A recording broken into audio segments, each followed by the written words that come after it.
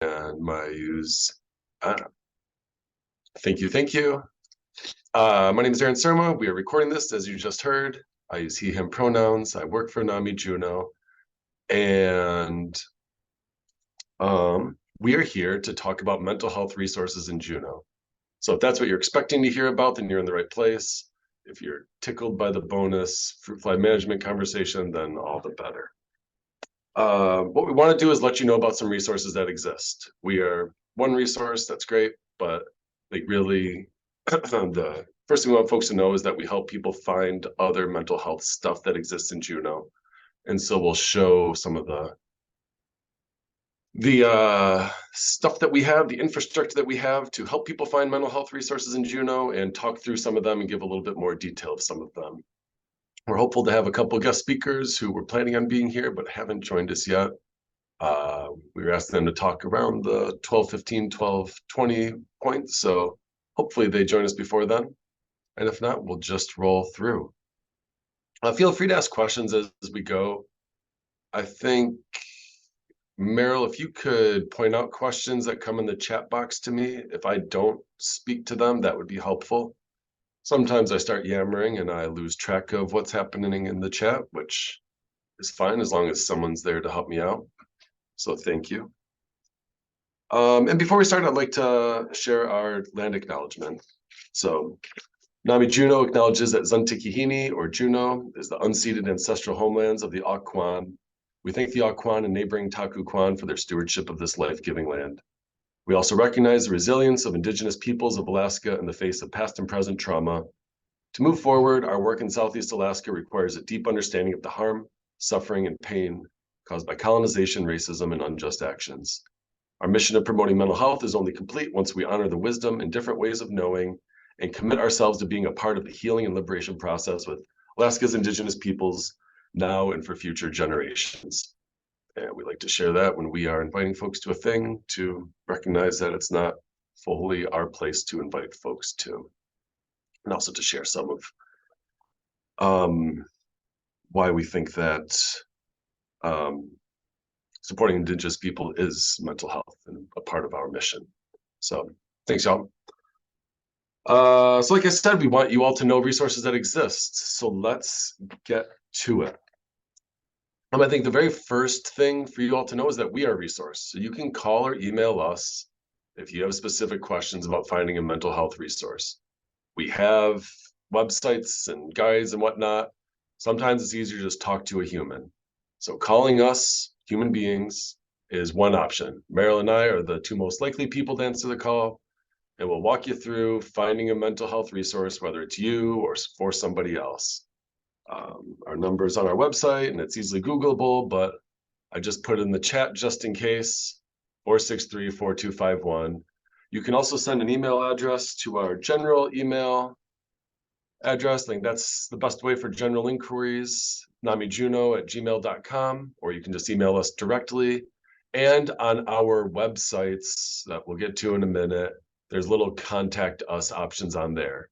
We also have little blue business cards that we share often that have the same information, basically letting us know that you can contact us. We will help you find whatever it is you're looking for, whether it's a specific therapist or an organization that provides a specific type of care or a specific support group.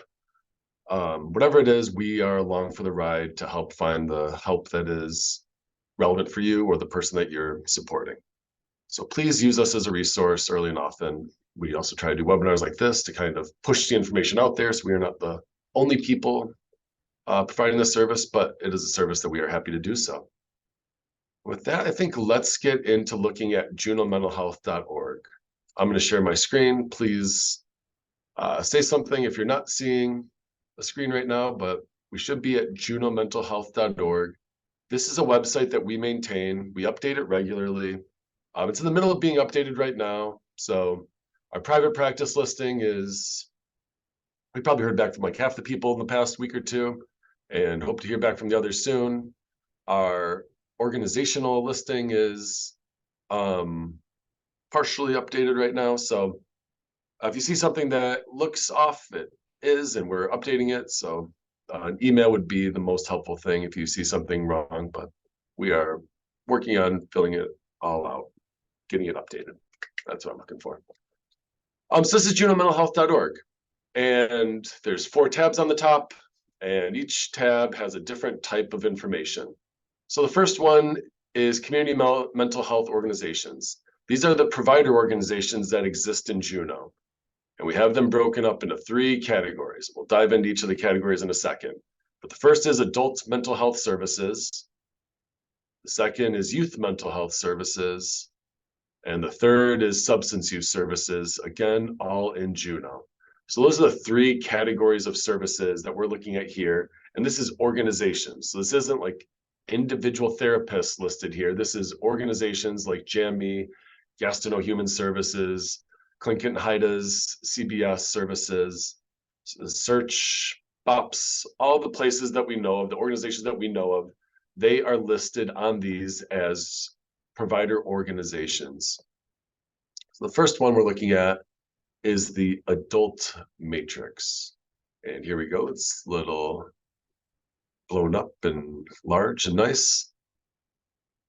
And this is the listing of the organizations that provide adult mental health services. You can see the different organizations that provide screening and assessment. That's the green column. Individual, group, and family therapy is the teal column. We've got organizations that do case management in the brownish, tannish zone. We have different organizations that do different types of services under each heading. And I think that there's multiple relevant organizations. We're not going to go through every single organization, but I think there are a few that are worth mentioning that aren't as commonly discussed in the world. I think that JAMI is often recognized as an organization that probably does whatever adult mental health thing somebody is looking for. Search Behavioral Health is normally brought up as an organization that probably does something that an adult is looking for in terms of mental health help. But a couple of that are worth mentioning that don't come up in conversations often.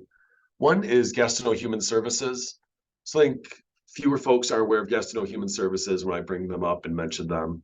In Gastineau, they have individual therapy and they have group therapy. They have substance use counseling. They have partial hospitalization, and they have residential services. So Gastineau Human Services has a whole suite of inpatient and outpatient services available at Gastineau. So an organization worth knowing about as you are looking for services for an individual who might make sense at Gastineau. Their website has more detail about their programs, the criteria, their intake process will kind of chart out which services make the most sense for a person.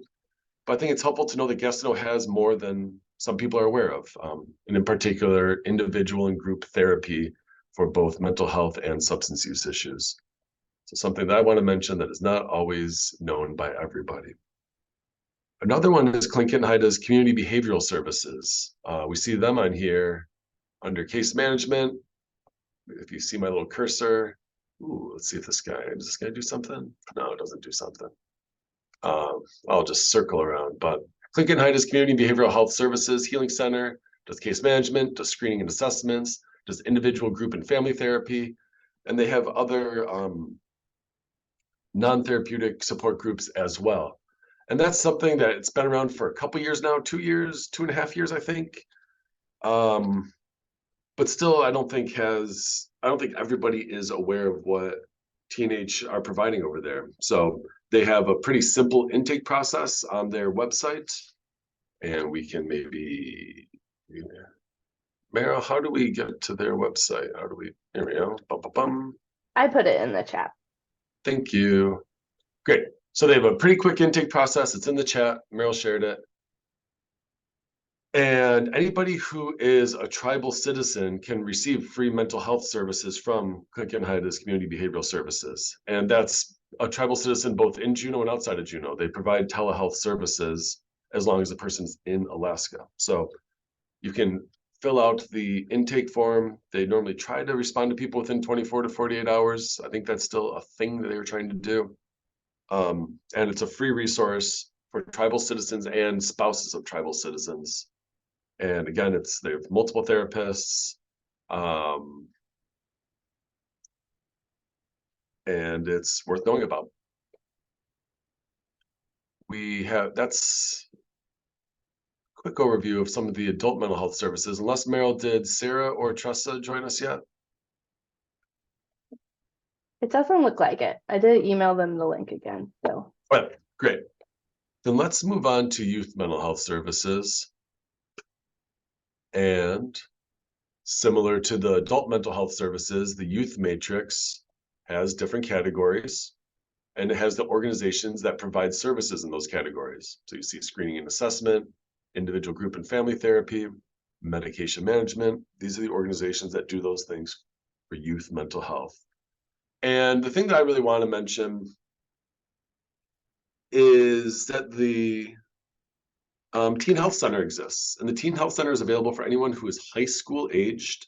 You don't have to be in high school, so you could be 17, not currently attending high school, and can still see a therapist in the Teen Health Centers. So the Teen Health Centers are in all 3 high schools, and anybody, regardless of whether they're currently enrolled in a high school, so they're high school aged, can receive outpatient individual therapy sessions in the Teen Health Center. There's somebody working at the front desk at each of the Teen Health Centers, so you can leave a message and make an appointment. Students at each of the schools are available to see the therapist in the Teen Health Center. And again, even if you're not enrolled in school, if you are high school aged, you can attend counseling at the Teen Health Center for free on an ongoing basis if that is what is helpful to you. So Teen Health Center, worth knowing about, worth understanding that it's not just for people who are in high school, but for people who are high school aged. And there's also, I think, worth knowing at both Xantikahini and Floyd Dryden, there are counselors in the school that students can go to. I believe one of those counselors, Emily, is on here right now, who could maybe take a second to explain how folks get to see her at Floyd Dryden. Emily, are you on here? Yes. Can I call you out unplanned? Yes, that's fine. Thank you. Yeah, so I work under the AWARE grant, which is not like AWARE in Juneau. It's statewide grant. And there are a few schools that work under that grant with different positions. So I'm the student wellness advocate at Floyd Dryden. We have one at JD and at Xantikahini as well. And it's more like short term. And I'm new to this position, so I'm still learning also, but it's more short-term counseling, but I can refer to Jamie. Under the grant, we get priority to refer. Cool. Does that all make sense? I think that's the gist of it. That's perfect. Thank you. Yeah. Let's go back to sharing our screen. So we looked at the adult mental health services matrix, and let's now look at the substance use service matrices. And all of these matrices have contact information on the second page. So when I'm clicking on them, we're looking at the first page. We're seeing the organizations that provide these substance use services. On the second page of all of them, you see the contact information. So both phone number and website for all of them. And again, it's a lot of the organizations that we know. Front Street Clinic is on there, Gaston Human Services, Jamie Search. Provides a little bit of granular detail about which specific services each organization provides. And we were hoping to have folks from Front Street available to share a little bit about getting services at Front Street, but I don't think they're available yet. So we will move on. Those are the 3 organizational matrices that we have that list the organizations that provide services. And most of these organizations that provide services accept Medicaid, which is nice because not everyone accepts Medicaid. It's sometimes hard to use Medicaid when you're trying to find mental health services. So a lot of those organizations do accept Medicaid, whereas not all private practice therapists accept Medicaid. That makes sense.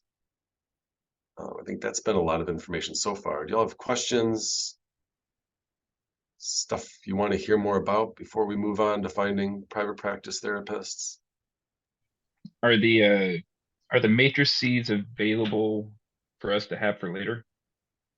Yeah, so it's on the website, it's printable, and I think anyone can come by our office and ask for us to print one off. If you're someone who comes to our support groups, we can print them and put them in our little bin to have them available to folks. But they are at juneaumentalhealth.org, and I'm hitting enter there, and Meryl beat me to it. Great job. Would you mind sharing your screen again? Yeah, absolutely.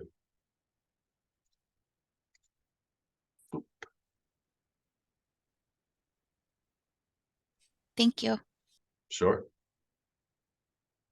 So you go to juneaumentalhealth.org, you click on community mental health organizations, and then you can click on each matrix and you'll download it and you can print it or do whatever it is you'd like to do.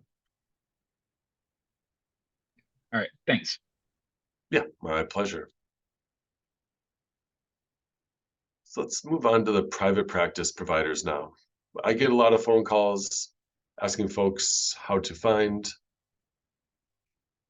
a therapist. I would say 3 to 4 phone calls or emails a week. People who are looking for a therapist have some specific things they're looking for, specific attributes they're looking for, and we help them find a few people that might be helpful and might exist with that meet their criteria.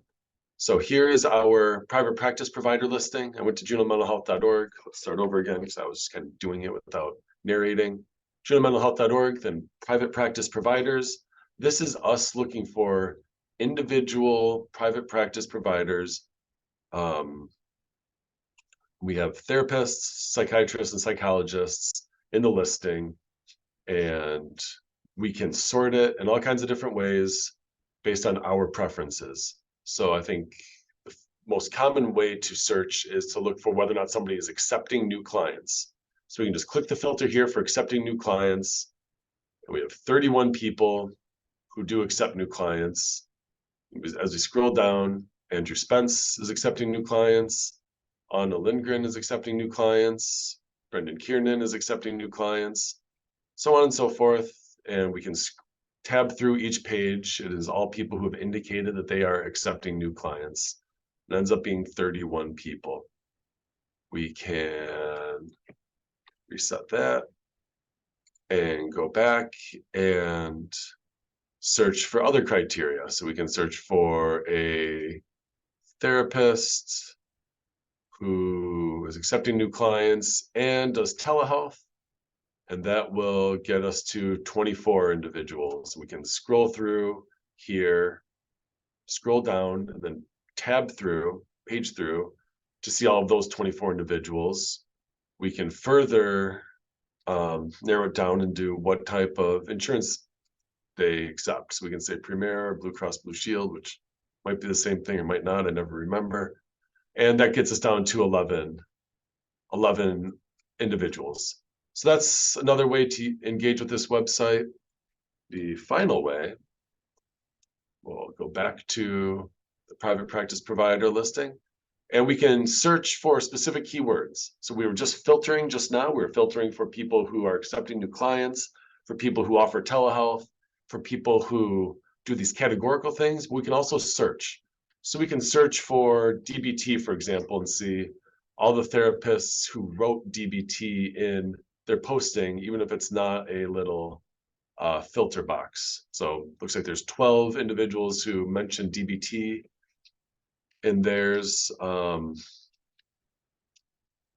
Let's see if anyone said mood disorders. That's another thing that you can search for, and it looks like 10 folks mentioned mood disorders in their posting. So that's another way to look for private practice therapists that specialize and something that is important to you as you're looking through this, looking for a therapist. Does anyone have questions about this private practice listing? Straightforward, helpful, hopefully. Can I ask a clarifying question? Sure. Some therapists will not say yes or no on accepting new clients. Is that accurate? Like there's please, So, so yeah. so some people want to be a little bit coy, and we accept that they enjoy being coy, and then the person looking for care can decide whether they want to contact that individual and get new information or not. Yeah, and so I was just gonna comment on that part and say, like, don't limit yourself to just the yeses, I guess.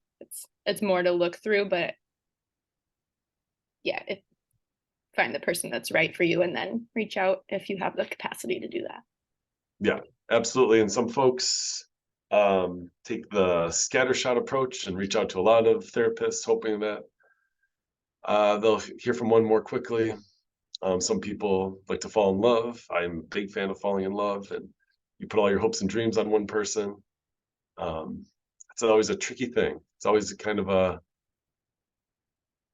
choppy process to find a therapy, and that's one of the pieces, is knowing whether or not they're actually available, whether or not they're going to take your insurance, all that stuff. So we've tried to make it searchable to make it easier, but it is an inherently clumsy, is maybe the word I'm looking for, process, finding a therapist. And that's true whether it's private practice or finding an organization. I think they're both clumsy in their own unique and frustrating way. Any other questions about this private practice listing?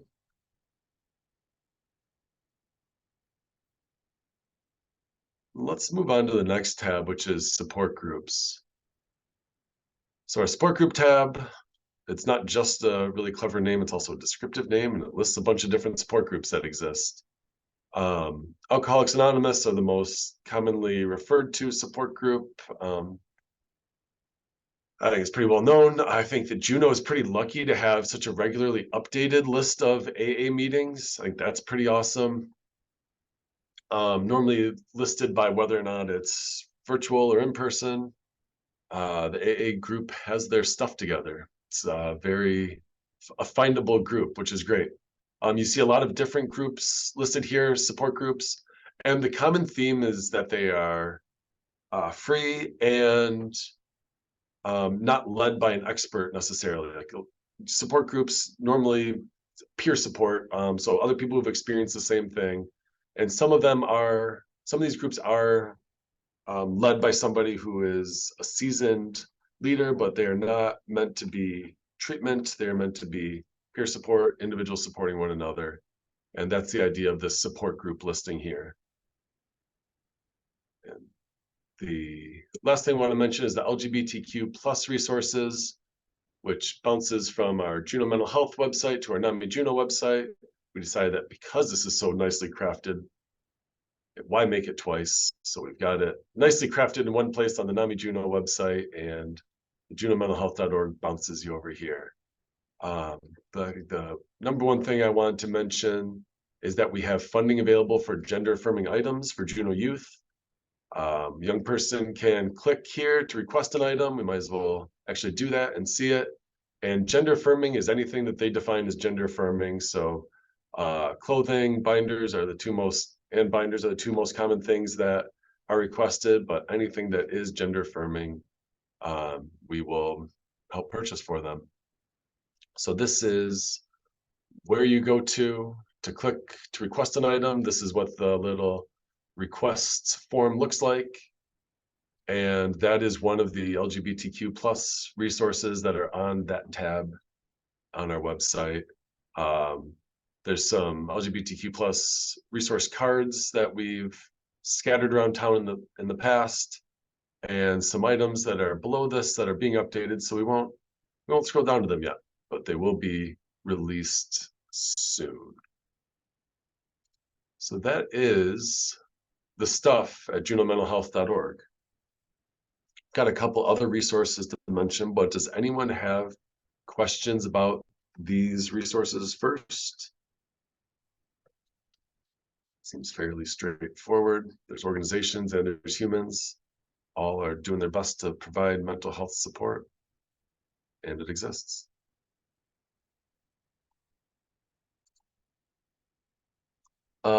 Let's talk about some other resources that exist outside of the providers, outside of private practice providers, outside of organizations. I would like to mention that the Juneau Opioid Work Group exists. That's a group of people that get together, how often? Once a month, right? I'm losing the schedule for that. It's once a month, and it's a group of people getting together, talking about opioid use and specifically brainstorming how to promote reduction in opioid usage and harm done by them in Juneau. So there's a lovely person named Jennifer Weishaupt who leads the Juneau Opioid Work Group, which I believe is the first Tuesday of the month at 10 a.m. now that the gears are working again. And so here is her email address. I'm putting it in the box. And oops, I sent it just to Meryl. Let's send it to everyone. And so I think anyone who wants to get involved in the opioid work group can get in touch with Jennifer, and she can share the meeting information with you. Again, it's once a month, first Tuesday of the month. I'm almost positive at 10 a.m., 10 to 11 a.m. And it's a group of people, normally between 10 and 20 folks, who are talking about opioid issues in Juneau and sharing resources. And they get into like the granular nitty gritty of what's being specific thing that's being prescribed by Front Street and Ideal Option. And they get into more detail than I'm able to get into. So for folks who are working in the opioid reduction world, the opioid work group is helpful. We also have the Juneau Suicide Prevention Coalition, which my coworker Tina runs. And I'm gonna put her email address in here. If anyone wants to join the monthly Juneau Suicide Prevention Coalition meetings, you can email Tina, whose email address I just put in the chat box, to start attending those groups. And that is a group that works to find audiences of people who want to receive suicide prevention training. We went to Yakutat last week. That was lovely. We do presentations fairly often about promoting suicide prevention in the community.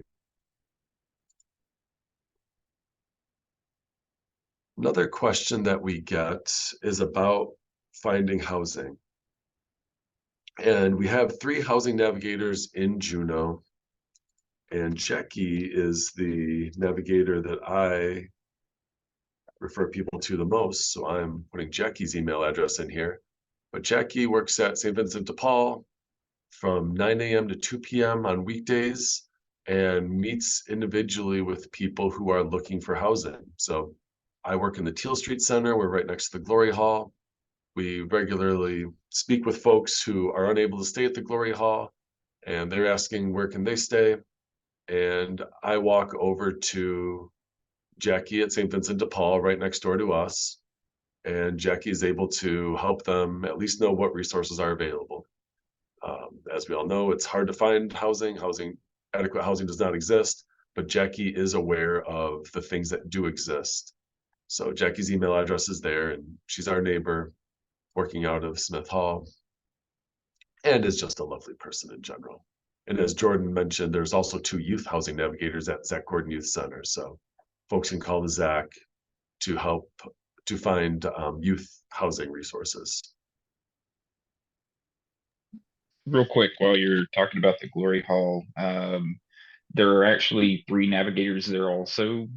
There's Kaya, Carly, and then there's a new one he's training right now. His name's Skylar. Oh, really? And they actually have kind of leads as to like actual landlords, not just saying apply for this program. They help you apply for the programs, but they have leads to landlords there also, and they're developing those connections. That's awesome. Is that Skylar or Claire? Is that the other name you mentioned? Skylar is one of the younger guys that works there. He's starting to train for it. Carly, she's one of the navigators that works with the Glory Hall, and Kaya is in the front office, and she helps with some of that also. Great. Todd there is also a case manager from Search, and he's really helpful also. Okay, and so then how would folks get in touch with the navigators that are at Glory Hall? Call the front desk or walk in? Uh, you can call them and try to set up a time. They're usually really helpful about trying to be there with the time they set. They do have a lot of meetings around town, and Todd's there 5 days a week. I mean, that's his full-time job there. Great. Anyway, Thanks, Steve. I appreciate it. Another resource that is worth knowing is that we do mental health mini grants. So this is something that we're not the only organization that does. There's others as well. I know SAIL does them. Glory Hall, I believe, does them. Aware does them. Jammy, Gastro Human Services. And each organization that fills them out can fill out 3 a month. There's a cap on how many we can do. And it's for general life stuff. If you have a treatment plan for mental illness, substance use, traumatic brain injury, or developmental disability, you can get up to $2,500 for car repairs, for down security deposit for rental, pots and pans if you're moving into a new place, bedding, clothing. So the mental health trust mini grants are, I think, an underutilized resource. $2,500 is a nice number of dollars to get general stuff to live your life. Laptops also on there. Our wait list goes out a few months at least, maybe longer than that now. But you can email Merrill. There's their email address to get on the wait list. And Merrill is also happy to speak with any organization that doesn't offer mini grants to start offering them. Again, like, we are limited. We can only offer 3 a month. Jammy, despite how many people they see, can only offer 3 a month. So the more organizations that are offering mini grants, the better. So that's just more individual people in Juneau receiving them. And it's for general life stuff, which is really helpful because normally grants are pretty restrictive. It's nice that you can just buy normal day-to-day things with these. They're through the mental health trust. So Meryl put the link to more info in there. And then last thing I wanted to mention, and Meryl, if you could grab the link from our website, that'd be great, is our peer support specialist training. So we do 1 peer support specialist training a year. It's a week long, and we get folks all the educational classroom requirements to get certified as a peer support specialist. We also help people with the paperwork. We pay for the application fee. And it's 40 hours. So it's like Monday through Friday. We'll probably do it in April, maybe March, April, May, thereabouts next year. We have a interest list for people who want to become certified peer support specialists on our website. Meryl just put the link to that. So if that seems like something you would like to do, or you know people who would benefit from that, feel free to refer them to our peer support specialist interest list or wait list. And we will contact folks once we get it scheduled in the spring. In the meantime, I'm also doing a couple peer support specialist classes through UAS. It seems like the UAS paperwork is maybe imperfect. And so I think the class is like just reopened yesterday to sign up for it. It's going to start a week from this Saturday. But you can take it. It's a class 4 credit if you are a UAS student. So if you or someone you know is a UAS student, wants to be certified as a peer support specialist and get college credit for it, that is one option. It'll be 4 Saturdays in a row, starting a week from this upcoming Saturday. I'm sure we'll do something similar in the winter semester as well.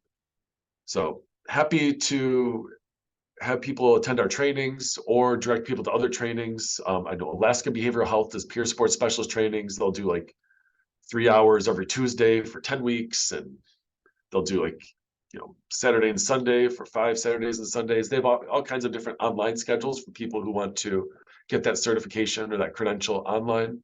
So that's an option as well. So we are happy to help folks find those resources.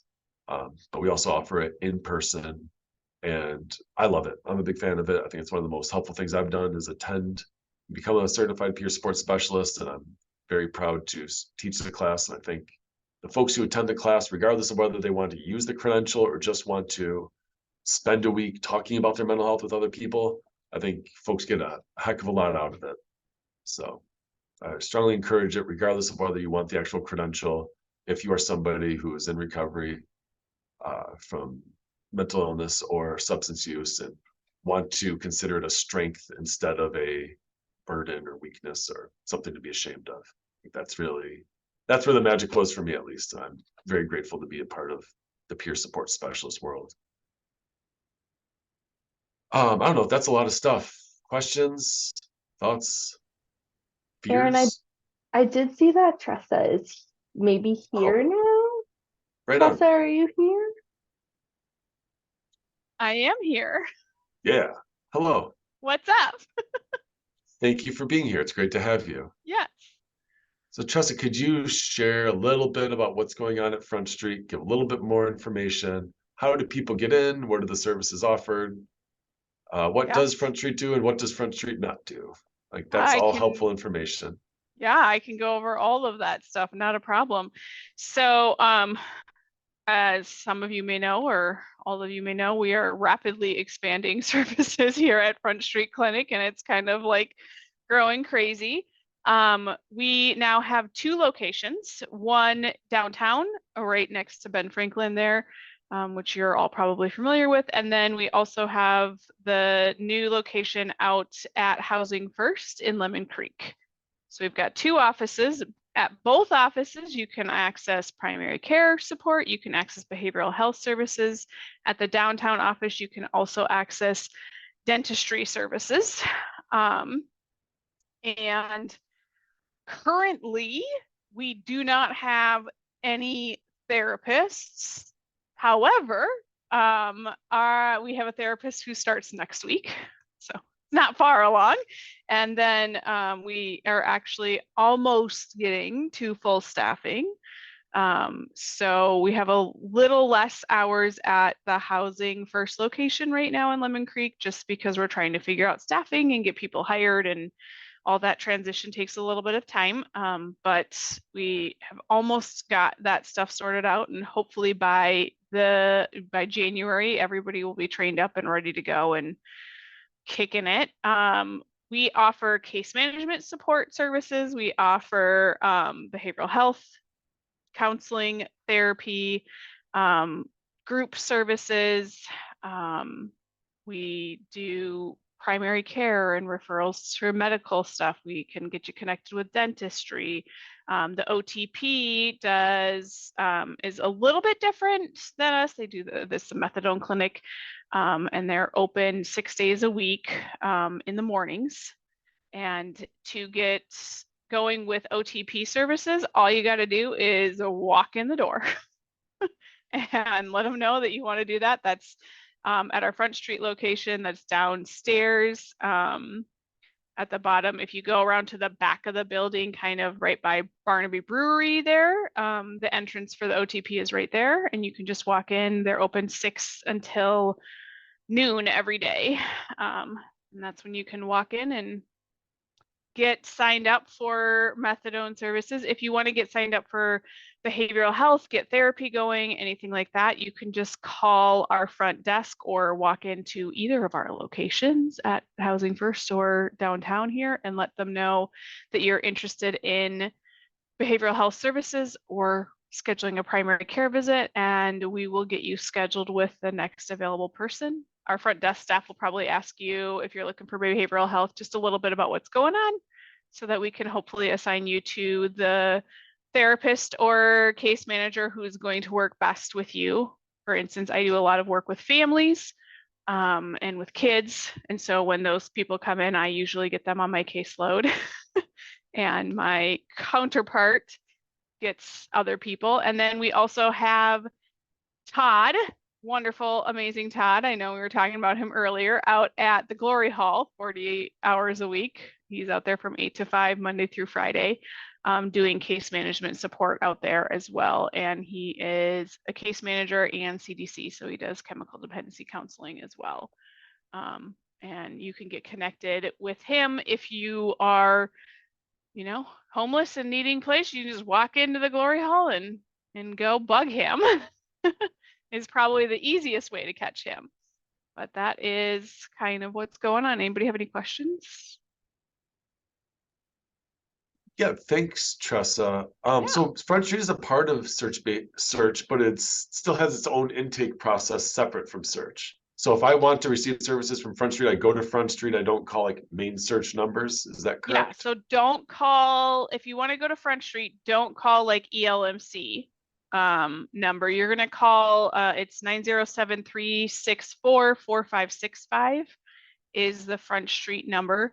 And that's for OTP, Front Street, either locations. Like you'll get a little message saying, you know, do you want to talk to Lemon Creek or downtown or OTP, and select which number you want to go for, and they'll transfer you there. But yeah, ELMC is the main search, like primary medical care building that I'm sure you're all familiar up with by the hospital. And you cannot get scheduled through there, but you can call us at our number or walk into any of our locations and talk to a PARS person and get yourself scheduled. And if you're working with patients or you're working with people, you can also just reach out to us and try to schedule if you need that warm handoff with somebody. We're happy to facilitate that. I do that a lot with different people who are like, hey, I've got this family who needs some help. And I'll talk to them and get them scheduled just fine over here. Awesome. Thank you so much.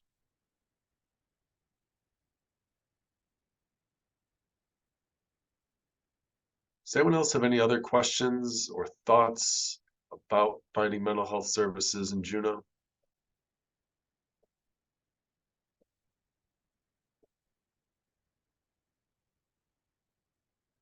Great. Hopefully that means we did a perfect job. That's what I want to believe. And I think we said a lot of things and listed a lot of facts. It's hard to keep track of all of it. It's kind of my job to keep track of it, and I certainly can't. So it's impossible to expect that of anybody else. And so what we try to do is make things easier for folks so you don't have to keep track of it all. That's why we have juneaumentalhealth.org. That's why we try to stay available to answer questions. So feel free to be in touch as often as necessary if you are trying to find mental health services in town. That is a role that we try to play to the best of our ability. So thank you, Tressa, for chatting a little bit extra about Front Street. Thank you, Stephen, for sharing all of your knowledge. Really appreciate you all for being here. This is the first I do have a quick question before you wrap up. Yeah, go for it. With how cold it gets here during the winters, there are a lot of people who will opt to move down south. Is there any national websites that you could, you know, help refer us to help, you know, build that connection and help get people referred down south if they're moving that way, so they have support groups? That's a relevant question. So maybe one other resource to discuss that I didn't plan on discussing is 988. So 988, we've probably all heard, at least some of us have heard it advertised in the past year and a half. I think that it's been around. It's a new phone number, but it's to get to a longstanding resource, which is suicide prevention hotlines. In Alaska, we have the Alaska Care Line, but every state has like their own version of the Care Line. And 988 gets to whatever zip code you're calling from's version of that Care Line. And the Care Line is intended to be a suicide prevention number, but it isn't just for that. So if you are suicidal, great. That's a great resource to call. If you also just want to talk, that's a resource to call. We have people in our little world here who attend our support groups who call it because our support groups are one day a week and they want to talk with someone who can relate other days of the week. It's an awesome way to use 988/care lines. And they also purport, and I don't know how true this is, to have information about mental health services in local communities. So if you are moving to Sacramento for the first time or moving to anywhere that isn't Juneau for the first time, you can call 988, and that is one of their goals. I'm kind of skeptical of how like thorough their information is about mental health resources everywhere. So I would look for some other options. Local NAMI affiliates also try to stay up to date on mental health resources in the places that they are. So they try to do a similar service to us, but I think we are more well funded than some of the other NAMI affiliates. So that's not a perfect solution either. And 211 is another resource that tries to be a national kind of repository for mental health information. But again, 211 is only as strong as whoever's in each individual community who's kind of beating the drum and telling everyone, hey, update your listing on 211. I know for us, like we've updated our listing on 211 a couple years ago. I don't know that everyone does it even that often. So there's all these mediocre resources. It's a real bummer that there isn't anything more perfect, but each community normally has somebody kind of leading the charge the most or the best. And 988, local NAMI affiliate, 211 are the three places that I would go to if I was going to a new place and wanted to start finding mental health resources. Okay, thanks. Yeah, my pleasure. And also, it looks like Sarah from Bartlett just joined us, which is great. Just in the nick of time. Thank you. Can you give us a little overview of what's going on at Bartlett with Aurora Behavioral Health and a little update on BOPS, please? Sure. Sorry, I'm late. We just, ironically had a crisis. I was like, oh, just let me. So I apologize for being No late. problem. But glad I made it in under the gun because we're just super excited to begin the process of opening our adolescent behavioral health crisis stabilization program to adolescents in our community. As you guys all know and have probably been part of the process on is we've evolved over the past few years. And now that we've been in the space, it's been a little easier to define it. This was all created under prior leadership. So we're all just kind of getting in and being like, okay, how is this supposed to work? The original intention was for it to be adults and adolescents, but I don't know if any of you have seen the space, but there's just no way to fit that in how this building was designed. So we're focusing on adolescents because there's so few resources, and it was kind of an agreed upon population that we needed to serve. So we're going to have two programs. We have the 23-hour crisis stabilization, which is up to 5 recliners just for that assessment and linking to care and just to stabilize things in a short amount of time. And then we have 7-day crisis stabilization, which is up to 7 beds, potentially less if regulation doesn't allow us to commingle the two programs. The regulations haven't been finalized yet, so we're kind of building the ship as we fly it, so to speak.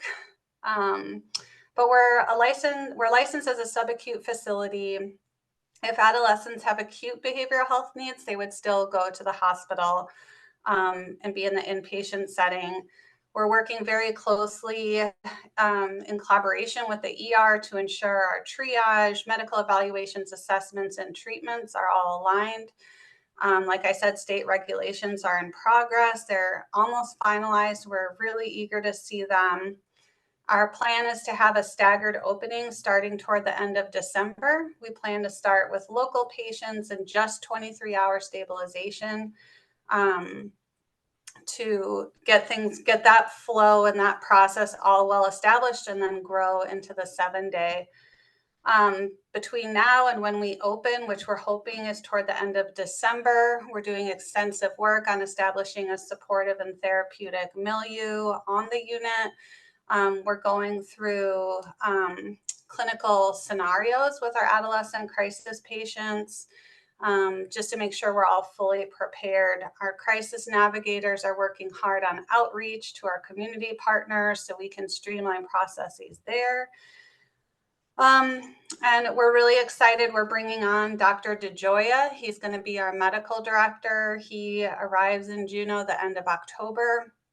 And Dr. Marie Roy Babbitt is going to be our primary adolescent crisis psychiatrist. She'll also see outpatients at BOPS. We're in the process of recruiting nurses, clinicians, and navigators. As you know, recruiting is tough these days. We've had a lot of great candidates who had to pull, just they can't find housing, they, you know, that type of stuff. So we're really pushing hard with everything we have to bring people on. We have incentive bonuses, we have coverage for moving expenses. We're trying everything we can with the power that we have. So that's all I had on crisis. Should we leave room for questions there or go on to BOPS?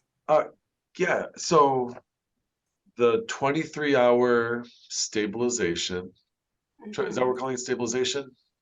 Yeah, short-term stabilization. Short-term stabilization. So Yeah. and it's going to be for youth. So Yeah. And we're defining youth as under 18? 12 to 17. 12 to 17. Oh yeah. And how would somebody, what's the front door to that 23-hour stabilization? So everyone always has access to the emergency room. We're never going to tell people do not go to the emergency room. So if they arrive in the emergency room, they'll go through a normal triage. If they want that medical evaluation, they get that, and our crisis clinician would be called to the ER. We would start the process there. If someone comes directly to Aurora, which is our behavioral health center, was what houses crisis, our applied behavior analysis, and our BOPS team. So if they come to the crisis center, we can start the triage process there on our own. They don't have a medical concern. They don't want to see an ER physician. That's fine. We'll start the process right there. Okay. And so people can self-refer. They don't need to go through the ER. They can go through. Right. Great. There's no referral form because it's kind of the essence of crisis, right? Yeah. You can't necessarily anticipate it. So there's not that type of thing. And we're just working with our community partners to define better, like we're not really set up for, say somebody who's a runaway from Barrow or something like that. That's not something that we can fix in a quick time. It's really focused on the behavioral health type of crisis.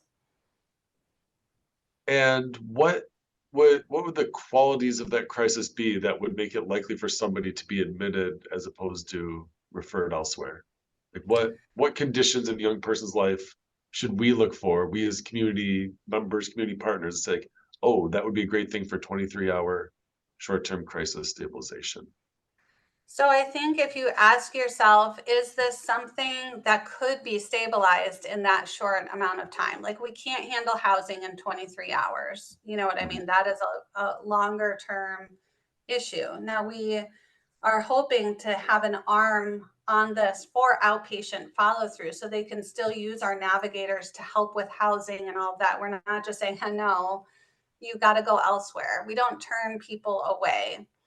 But what we're really focused on is people who maybe had a traumatic event or a trigger, or somebody being bullied, or someone was off their medications and needs that psychiatric stabilization, or just needs counseling through that. Maybe there was domestic violence in their home, or a parent was incarcerated. Things like that, where we can help give them the tools to thrive in the outpatient setting. And if they're acute, that's okay. We screen for that and we plan for that. So we still are embracing the no wrong door policy in terms of guiding people to where the most appropriate care setting may be. Great, thank you. Yeah. So for BOPS, unless anyone else had questions about crisis. I don't want to take up your whole meeting. I could talk about crisis forever. But for a BOPS update, as of today, if somebody submits a new patient packet, they'll be seen by a provider almost immediately, like a psychiatrist or a psychiatric nurse practitioner. As soon as we can get it in the schedule, it's usually within that week or maybe early into the following week. There is still a small wait to get into therapy services, but that's under a month, which is pretty good for the community. We have 1 prescriber right now for youth and 3 prescribers for adults. We have 2 more adult providers that'll be joining us before the end of the year, so that'll open up more services.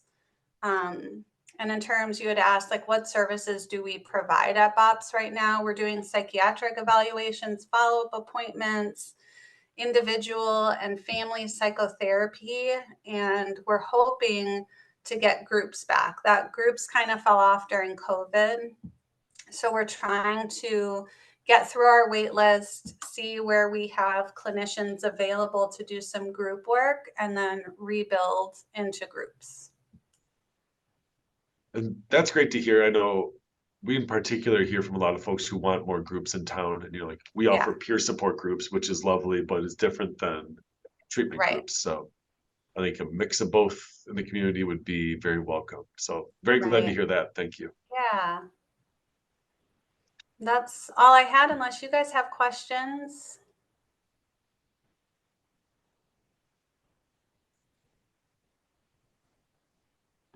For children, I get a lot of people looking for therapy for kids coming through here. What ages can you guys do for therapy for kids at BOPS?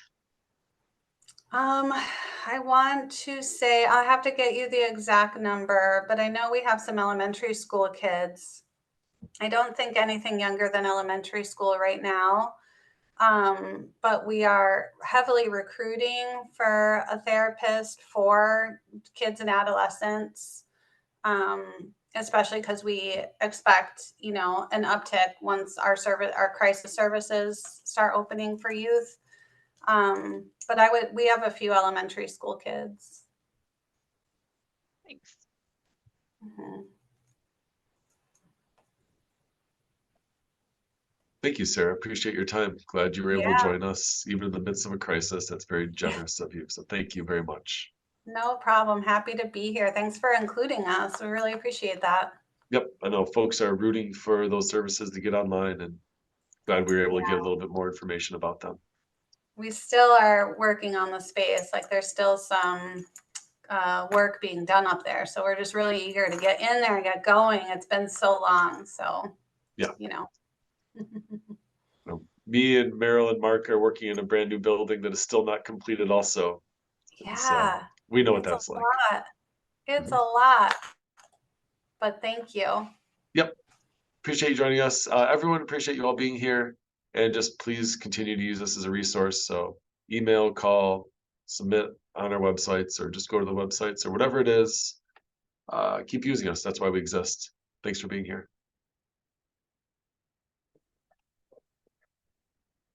Thank you.